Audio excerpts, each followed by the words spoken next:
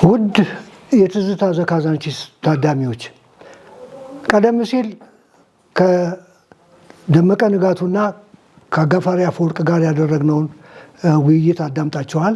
አሁን ደግሞ ከነሱ የተረፈውን እንዲያጫውተን ወንድሜ ደምስ አምባውን ጋብዣዋለሁ። ከእሱ ጋር ደግሞ የምናደርገውን ውይይት እንድትከታተሉ በአክብሮት ጋብዛለሁ።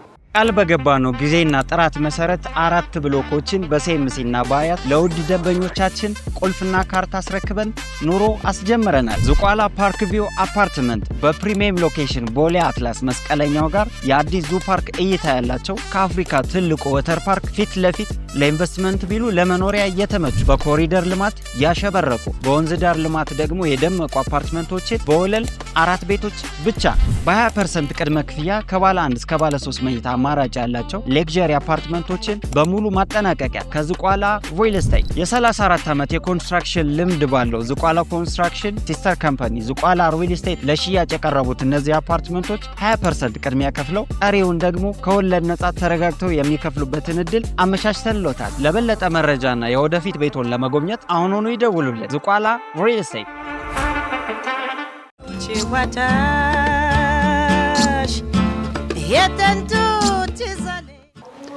እንኳን ደህና መጣ።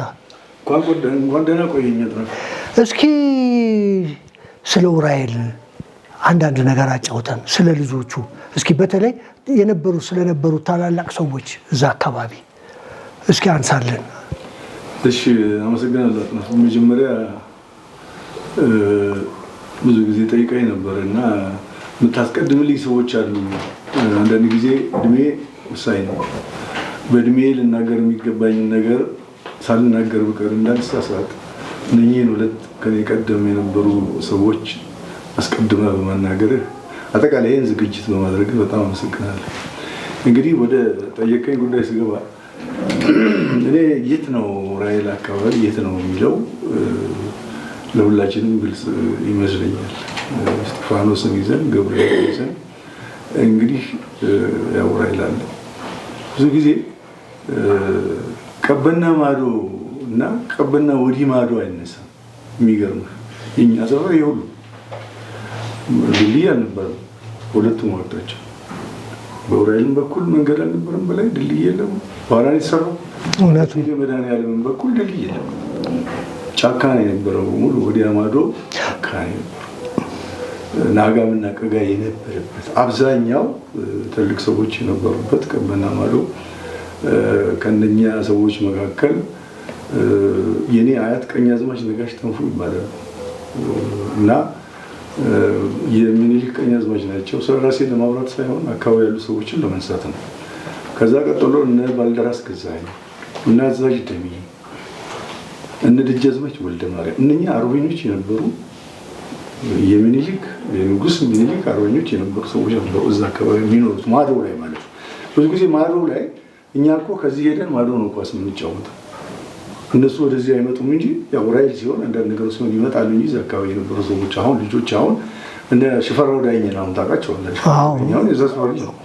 ማዶ ነው ሽፈራው ዳኘ። አሁን ማዶ የምትለኝ እንግዲህ ወደ አትላስ ማለት ነው። አትላስ ሆቴል ከወንዙ ወደዚህና ወደ ወንዙ ወደዚህ ማዶ እኛ ወዲህ ማዶ ነው፣ እነሱ ወዲያ ማዶ ነው። እና ያ ነው እንግዲህ ያን ሁሉ ያጠቃልላል ኡራኤል። ወደዚህ ደግሞ ትሄድ ዳክዬ ሜዳን ያው ታስታውሳለህ። በወዲያ በኩል ደምሮ ሱቅ ይባላል። ይሄ አሁን እንትን የተሰራበት ይሄ ምንድነው ፎቁ ደንበል በት አካባቢ ሁሉ ሙያ ነው። እስጢፋኖስ ሙያችን ነው። እና ኡራኤል አካባቢ ይሄ ነው ለኔ። ካዛንቺስን ገብርኤል ድረስ ጠቅልለህ ማለት ነው። አጠቃላይ ካዛንቺስ ኡራኤል ማለት ይሄ ነው። እኔ በድሜ እንደምናውቀው እንግዲህ ከየት እንደምጀምርልህ አላውቅም። አሁን መነሻ ነገር ስታይ ከዛው ከኡራኤል አካባቢ ከሰፈሬ ልነሳለህ። እኔ ተወልጄ ያደግኩት አሁን የፈረሰው ቤት ውስጥ እናቴ ወይዘሮ ዘውዴ አበበ ትባላለች። በህይወት የለችም። እዛ ቤት ውስጥ ነው የተወለድኩት። አባቴ ልጅ አምባው ነጋሽ ይባላል። ቀበና ማዶ ነበሩ። እንግዲህ ያው ግንኙነቱን ነው የምነግርህ። አሁን እኔ እዚህ ሆኖ ቤተሰብ የተመሰረተው እና እዛ ነው የተወለድኩት፣ እዛ ነው ያደግኩት። ክርስትና የተነሳሁት ኡራኤል እና እዛ አካባቢ እየተረሱ አሁን ብዙ ጊዜ አበበን ስታነሱ ሰማለሁ። አበበን አነሱ አበበ ታደሰን ማለት ነው ቅጽል ስሙ ነው ብዙ ጊዜ ስትነሳ የነበረው። ብዙ ጊዜ አንዳንዶቻችን አሁን ቅጽል ስም አፈልግም ለምን እንደሆነ አላውቅም። እኔ ቡቹ ነው ሲኛው ስጽፍም እዛ ቅጽል ስሜን ነው የምጽፈው። አይተው እንደሆነ እንትኑ ላይ ደምሳው አምባው የቀድሞ ቡቹዬ ቡቹ በሰፈር ስማችን እንታወቅበት ጌጣችን እና አንዳንድ ጊዜ እነዚህ ስም ሲጠራ ቅር የሚላቸው ሰዎች ነው ይችላሉና ምንም ማለት አይደለም ለኔ ማለት ነው። እና ንግስት ሰፈር እንግዲህ ንግስት ሰፈር፣ ጊሚራ ሰፈር፣ አጠና ሰፈር የኛ ሰፈር ብዙ ነው ሰው። አጠና ሰፈር የተባለው አበባ ወልደ ማርያም በረካ ይባላል። መጀመሪያ የኛ ሰፈር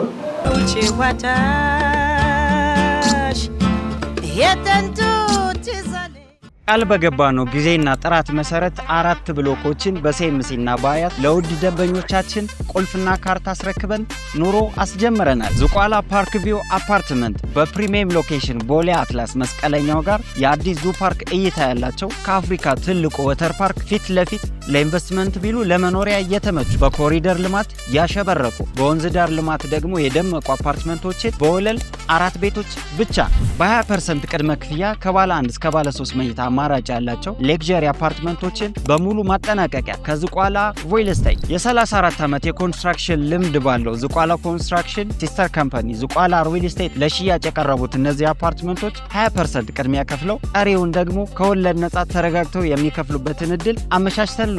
ለበለጠ መረጃና የወደፊት ቤቶን ለመጎብኘት አሁኑኑ ይደውሉልን። ዝቋላ ሪል ስቴት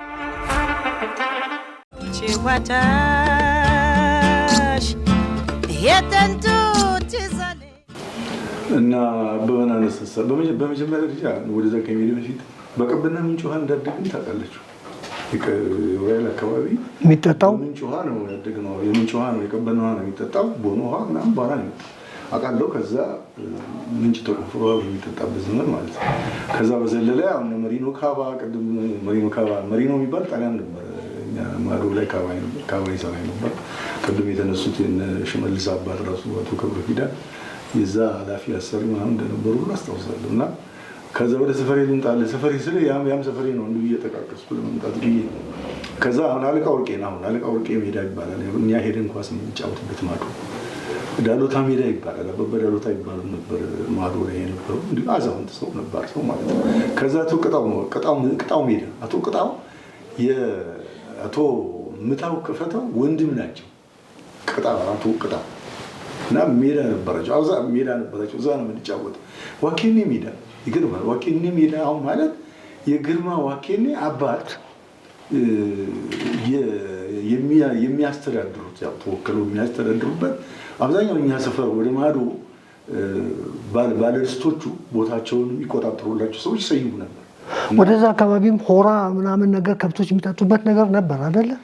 ድሮ እኮ አቦ ወረዱ ቦሌ ይባል ነበር። አቦ ወረዱ ቦሌ አሁን እኔ አፍሻ ያነሳል ብዬ ነበር። ቆይ እሱ ለምን መሰለህ ወደዛ የነበረው ምንድን ነው የኛ አካባቢ ከብቶች የሚሉት ቦሌ ከወዲያ አባቦኩ ይባላሉ። እንደውም ትዝ ይለኛል ከብት የሚጠብቁ አባቦኩ ይባላሉ። ከዛ በኋላ ኃይሌ ገብረየስ ይባላል። ጋሻ ኃይሌ በጣም ያሳደገ የእድሜ ነገረኝ እሱ ነበር። ኃይሌ ገብረየስ ይባላል። ጥሩምባ ነፊ ነበረ። በኋላ ጥሩምባ ይነፋ ነበር ለአካባቢ እና የጃምቦ ኃይሌ አባት ነው። ልጆች ነበሩት ነጋሽ። አሁን ወደዛ ማዶ ነው የሚሉት ከብቶቹ። የኛ እዛ አካባቢ ያሉት ከብቶችን ወንዝ ይመጡና ይረከቡና አባቦኩ ወስደው እዛ አውለው ማታ ነው ወንዝ ላይ ሄደው ደግሞ የሚረካከቡ። ድሮ እኮ ለምሳሌ እኛም ከብቶች ነበሩ ወተት የሚታለቡ በወር 1 ብር ይከፈላል። እረኛ መጥቶ ይወስዳቸዋል። ጠቅልሎ ወስዶ የት ነው እዛ እናንተ ሰፈር አሳልፎ እዛ አውሎ ውሃ ጠጥቶ ማታ ነበር የሚያስከፍለው። እረኛ ያለው እንደዛ ያደርጋል። እረኛ እያንዳንዱ የሌለው ግን እነዚህ ከብቶች በጅምላ ወስዶ እንደዛ አይነት ሂደት ነበር። እና አዋኬኔ ሜዳ ነበረ ነው ልባል አባባ ዋኬኔ እኔ አውቃቸዋለሁ። አባባ ዋኬኔ በአካል አውቃቸዋለሁ። ቤታቸው ራሱ እኛ ያደኩበት የወለድኩበት ቤት ፊት ለፊት ገባ። በነገር ላይ ሳር ቤቶች እንደነበሩ አስታውሳለሁ። የአበባ ዋኬኔ ቤት እንዲህ 4 ማዕዘን ነው። 4 ማዕዘን ሳር ቤት ነው። 2 ክፍል ቤት ነው። ትዝ ይለኝ እናኑ ነው የምንለው። በነገር ላይ ግርማ ቅጽል ስሙ እናኑ ነው የምንለው። እናኑ ነበር። እናኑ ነው የምንለው። እና ሳር ቤትማ እንኳን እዛ ታች እናንተ ሰፈር ቀርቶ እዚህ ላይም ነበር። ቦጋለች ጠጅ ቤት ፊት ለፊት እንደው ታሪኩን ለማንሳት ነው እንጂ እኛ ብቻ ሳይሆን እንደው የእኛን እይታ ነው የምነግርህ። አሁን እዛ አካባቢ እትዬ ሙሉ ዱቢ፣ ወይዘሮ አየለች ከቀባ አሁን እንትያስ ካለ ጠላ የምንጠጣባቸው እናቶቻችን እንግዲህ እኛ ጠላ ነው ብሏቸው ያው አካባቢ ላይ ከፍ ካለ በኋላ ጠላ ነው መጀመሪያ። ከዛ በኋላ ደግሞ ወደ ሌላው እድገት ደግሞ እንሄዳለን እና የመጀመሪያ ጉልበተኞች እኮ እነ ጋሽ ታደሰ ነበሩ፣ እነ ጋሽ ማሞ ነበሩ። ጋሽ ታደሰ ያው በኤሌክትሪክ ሰራተኛ ነበሩ። በዛ ምክንያት አደጋ ከመፈጠሩ በፊት ሶስቱ ሌላ ታላቅ ወንድምም ነበራቸው፣ ቀድሞ ሞተዋል። የነ ጋሽ ታደሰ ወንድም አጎቱ ማለት ነው ታደሰ። የመጀመሪያዎቹ ጉልቤዎች እነሱ ናቸው። ማን ነበር ካዛንቺስና ውራይል ዝር የሚል ሶስቱ ከታዩ ወንድማማቾች ወጥ በወጥ ነበር። ይህን ታሪክ አውቃለሁ እኔ። በነገር ላይ እንደው ሰዎቹን በአካል ልወቃቸው እንጂ አብዛኛው እድገቴ እንደነኛ አይነት ሰዎች አካባቢ ነው የሚዝናኑበት ቦታ ላይ አቅሜን እድሜን ጠብቄ ማለት ነው። እና ታሪኮች ብዙ አገኛለሁ፣ ብዙ ሰማለሁ። ምን ትዝ የሚለው አለ? የት እዛ አካባቢ እንደው አሁን ከነጋሽ ታደሰ ጋር እንደው ካደረጉት ከጸቡ መሀል እንደው እኔ አሁን ታሪካቸው ጉልበት እኔ አሁን አባቴ ይነግሩኝ ነበር ነፍሳቸው ይማርና እነሱ እንደውም ድሮ ትዝ የሚልህ አንዳንዴ ወጣ ይሉና እንስቶችን ፍለጋ ምናምን እንትን ይላሉ እና አባረሩኛል ይሉኛል አባቴ።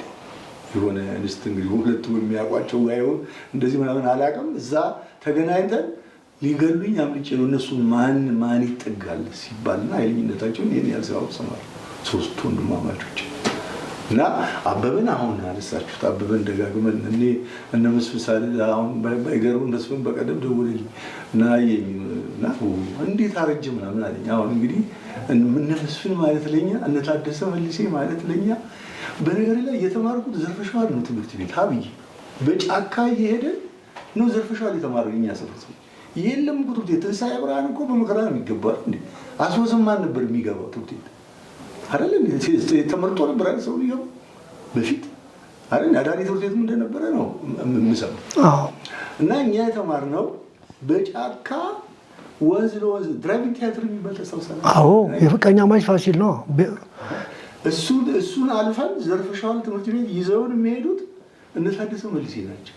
ስዩም መልሴ፣ ታደሰ መልሴ፣ ገብሩ እነ ገብሩ ያለቃ ወርቄ ቤተሰቦች ናቸው። ገብሩ ይባላል በቅርብ ሞት ገብሩ ወልደማርያም ገብሩ ያለቃ ወርቄ ቤተሰብ ማሩ እናቱ ቀበና ማሩ ይዘውን የሚሄድ ታደሰ ይባላል ወንድሙ። ባለፈው እነሱ ሁለቱም ይሄዱ ልጆቻቸው ሰዎቻቸው ግን አሉ ይዘውን ቢዳቋና ነበር ስንሄድ በጫካ ውስጥ ዘርፈሻዋል ስንማር እዚህ አካባቢ አሁን ገሌ ብዙ ዝርዝር መጥራት ይችላሉ። እዛ ይሄ እንግዲህ አሁን አየሁበት የምትለው እኮ አካባቢ የደራርቱ ፎቅ ህንፃ ምናምን አካባቢ ጋር ነው። ምንም የለም። አዎ ምክንያቱም ከፕላዛ ሆቴል ወደዛ እኮ ጫካ እንትን ምንድነው ጭራሮ የሚሰበሰብበት ነው።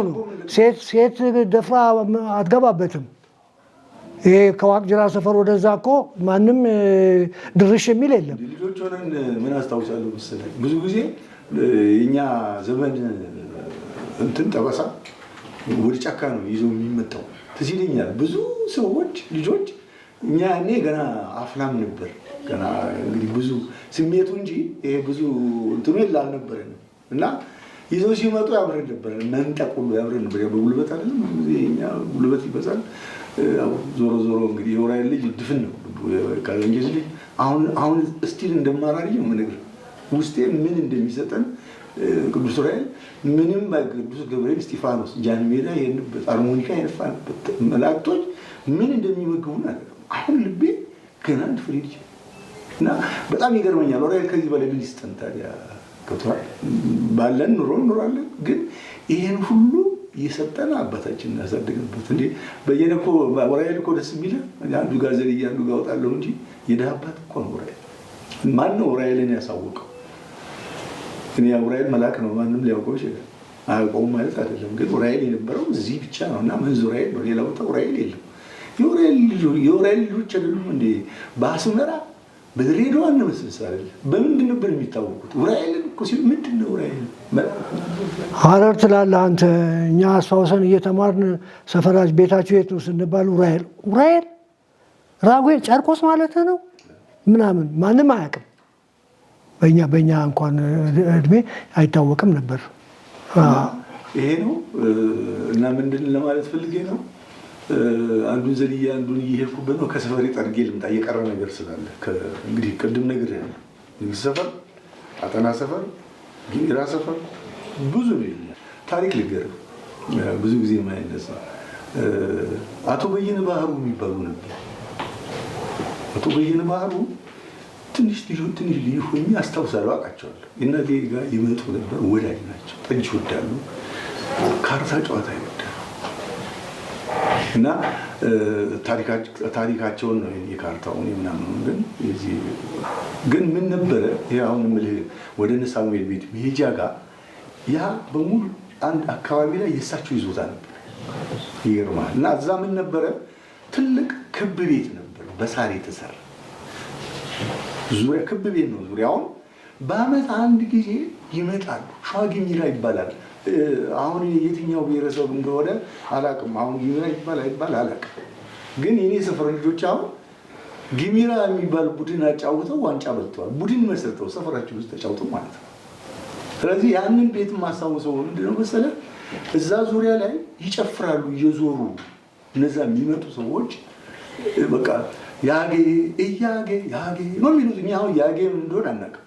ተሰብስበን እኛም አብረን እየጨፈርን ቦርዴን ጠጣን እሳቸው እና አምልኮ ይሁን ወይ ሌላ የዛ አገር ስርዓት ይሁን ይሄን አውቃለሁ። ጊሚራ ሰፍሳቸው ሸዋ ጊሚራ ግን አብዛኛው ለዚህ መጠሪያ እንትኖቹ እርሾ እሳቸው ይመስሉ እሳቸው እዛ አካባቢ ናቸው። ከዛ ነው የመጡት። እንዴት እንደመጡ አላውቅም። ግን አራዳ ሴበብኗ ነው አሉ የሚሉት። ሴበብሯ ለማለት ሴበብኗ ነበራሉ የሚሉት። በጣም አደገኛ ካርታ ተጫዋች እንደነበሩ ነው የሚያጫውቱኝ ሰዎች። እኔም ትንሽ መልካቸው ትዝ እና ያ ነው ጊሚራ ሰፈር ያስባለው ይመስለኛል።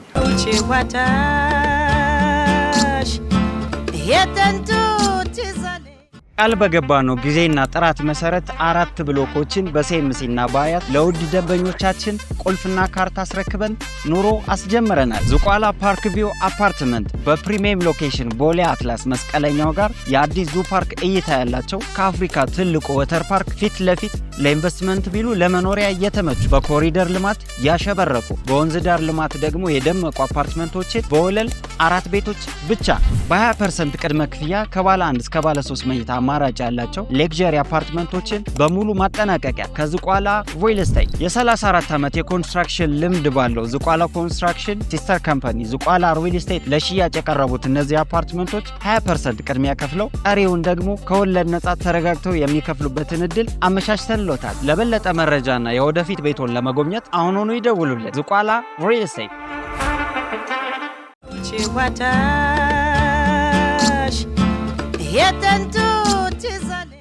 ንግስት ሰፈር ደግሞ እንደምታውቀው ንግስት ነበሩበት። ከዛ በዘለለ ደግሞ አብዛኛው እዛ የሰፈረው አካባቢ በንጉሱ ዘመን በኮሪያ በኮንጎ በቤተ መንግስት አገልግሎት እንደዚህ አይነት ሰዎች ናቸው እዛ ምሪት ያገኙት ቦታ እና የሰፈሩትም በዚህ መልኩ ነው። እና ይሄንን ሳልጠቅስ እንዳላልፍ ብዬ ነው የኔን አካባቢ። እና ከዛ በዘለለ እንግዲህ ዳክዬ ሜዳን ያው ገና መጫወቻ ነው። እነ ግርማ ወኬሌ እነ ቸርነትን አውቀዋለሁ። ሟቹን አባባ ደርሱን ታውቃቸዋለህ? ሽማግሌ ነበሩ። የገና ጨዋታ ጭፋሩ እንኳ የተለየ ነበሩ። ወልይ ነበሩ ይሆናል እና እነሱ ነበሩ። እንግዲህ ያው ወሎ ሰፈርና ውራይን ነው፣ ሌላ የሚጋጠም የለም። ብዙ አሉ። አሁን እኔ አብዛኛው እኛ ሰፈር ደግሞ ያኔ ካባ ነበር። ያ ካባ ድንጋይ ቢፈልጡ ድንጋይ እንትን የሚሉ ከነ ወንደሰምታው ቤት ጀርባ ማለት እኮ ነው። አሁንም አለ ካባው እኮ ያው እሱ ኧረ ማዶ ወንዝ ማዶ የመሪኖ ካባ እንብል በኋላ ማሞ ካባ ተባለ። ማሞ የሚባል ሰው ደግሞ እስከ ቅርቤም ሰው እየገባበት ልጆች እየገቡ ይሞቱበት ነበር አይደለም? ይሄ ባህር ምናምን እንኳን አንተ የምትለው ወዲህ ማዶ ይሄ አበበ ብርሃኔ ነው። እናቶ የእነ አበበ ብርሃኔ አሁን አበበ ብርሃኔ ነዳዶ ብርሃኔ ቅድም አሁን ያበበን ታሪክ ሲታነሱ ትዝ ያለኝ ነገር አለ። እንግዲህ አንዱ ጋር እንዳልሄድ ናደውን የሰራውን ታሪክ ታውቃላችሁ። ናደው በጣም ያበበው ጓደኛ ነበር። እኔ አሁን በታሪክ የሰማሁት አንዳንድ ጊዜ በታሪክ የሰማሁት ብለን የምታጫወተው ነገር አንዳንድ ጊዜ ላይሆን ይችላል። ግን የሰማነውን ግን መናገር እውነቱ ሊወጣ ይችላል ብዬ አስባለሁ። አበበ በጣም አንጋቹ ነበር፣ የናደው ጠባቂው ማለት ነው። ሰላም ባልጀመረበት ሰዓት ማለት ነው። እና አብሮ ከሱ ጋር ናደው ባላምበራስ ብርሃኔ ይባላሉ የናደው አባት። እዛ አካባቢ በጣም የታወቁ እሳቸው ናቸው በበቅሎ የሚሄዱት። ባላምበራስ ብርሃኔ በእግራቸው ነው የሚሄዱት አሉ። ታሪክ ስሰማ አላቃቸው ከሸኩ እንደው በቃ በጣም እንትን ነበሩ አሉ።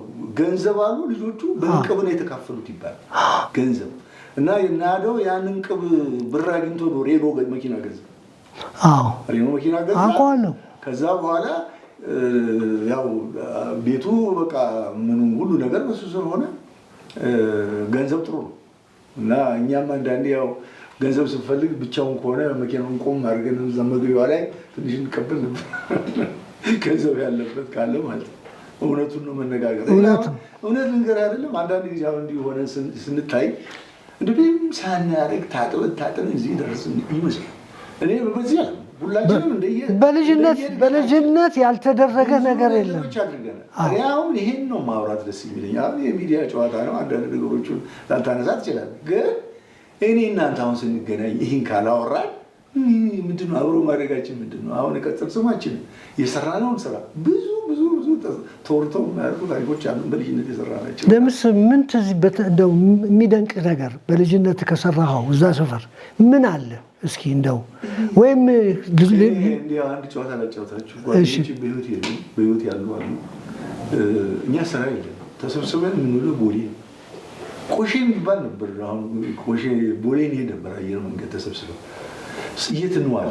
ያኔ ትምህርቱም ያው ግማሹን እንተዋለን። ያኔ እኛ ስለ ትምህርት አልገባንም። እየገባን ቆይተን ትምህርት እኛ የሚማሩ ልጆችን አቶ ጥላሁን ይመር ነበር የሚባለው አንስቷል ደመቀ እኛ ቤት ፊት ለፊት ነበሩ። ልዩ ዜ ፕሮፌሰር አሁን ውጭ ነው ያለው። የናይሮቢው ነው ጥላሁን ይመር የናይሮቢው ነው። እኚህ አቶ ጥላሁን ይባላሉ። የሆኑ አርቲስት ነገር ይመስላል። ገብቶሃል? የነ ሻንቄ አባት ማለት ነው። ሻንቄ አባት ያ ቦታ ራሱ ደግሞ የነሱ ቦታ ነው። የነሱ አያቶች ቦታ ነው ይባላል። ቀበና ድልድይ ሲሰራ አጽም እንደወጣ ታሳውሳለህ? ቦታ እንደነበረ ያ ቦታ አሁን ያ ቦታ ድሮ የነሱ ይዞታ ነበረ ተብሎ ጭንቅላት ምናምን የሰው ጭንቅላት እየተሰበሰበ ሲጋዝ አውቃለሁ። የአትላስ መንገድ ሲሰራ ድልድዩ ሲሰራ እና ያ ቦታ ድሮ የነሱ ይዞታ ነበረ። እንግዲህ ይመስለኛል ወይ በእምነት እዛ አካባቢ ቀብር ይኖር ወይ ምን ይሁን። እነሱ ክርስቲያኖች ናቸው። ያው ዞሮ ሌላ እምነት ተከታይም ሆነዋል። አሁን ሰው የፈለገውን የመከተል ነገር አለ። እንግዲህ ከኋላ ስንመጣ ብዙ ታሪክ ሊኖረን ይችላል።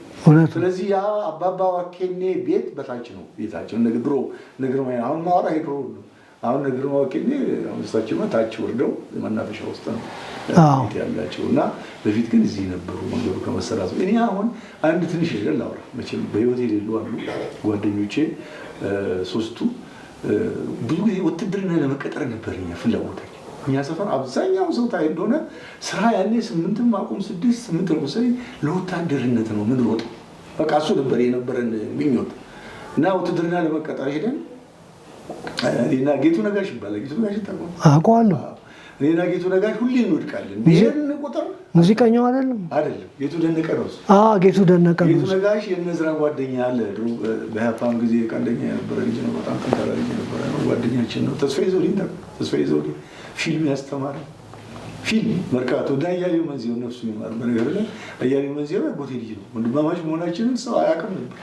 እኛ የምንተዋወቀው በጓደኝነታችን ነው እና ፊልም ያስተማረን ያን አካባቢ ሰው ፊልም ያስተማረን ሴካ ኮንከር ምናምን ይሄን ያስተማረን ተስፋዬ ዘውዴ ይገርማል። እና ብዙ አዛውንቶች ጫካ ይዞ እየሄደ በጣም ትልልቅ ሰዎች አሁን በህይወት የሌሉም አሉና ካርታ በቃ ጫካ ውስጥ ዋናን ካርታ በኋላ ደግሞ ቀስ እያልን ወደ ቤት ተገባ። እኔ አሁን ካርታ አልወድም፣ ግን ከተስፋዬ ጋር አብሬ ነው የሚሄደው። ለምን ብሩ እሱ ስለሚበላው ብሩ አብሬ ነው የሚበላው። በጣም ፋስት ካርታ ተጫዋች ተስፋዬ ዘውዴ እና እንደውም ሰኞ ዶርዜ ማርያም ይባላል። በነገር ላይ ሰኞ ዝግ ነው እነሱ አይሰው በቃ ሰኞ እነሱ ፈልገን ነው ጠላ ቤት ይወዳሉ ካርታ ጨዋታና አሉ አብረናቸው የምንኖር ወንዝ ማዶ ሄዶ ቤተሰብ አንጋሽ ተካ ይባላል። ባለቤቱ ሊንሴት ይባላል። እኛ ስፍራ አሁን ማመቷ ቤት ይባላል። ከተማ ሶማሌ ታውቀዋለህ? ከተማ ሶማሌ ይባላል። እንደምታው ወንደሰን ቤት መግቢያ በቃ መጀመሪያው በሩ ላይ ወንደሰን ያኛው ወንደሰን አሜሪካ ያለው አይደለም።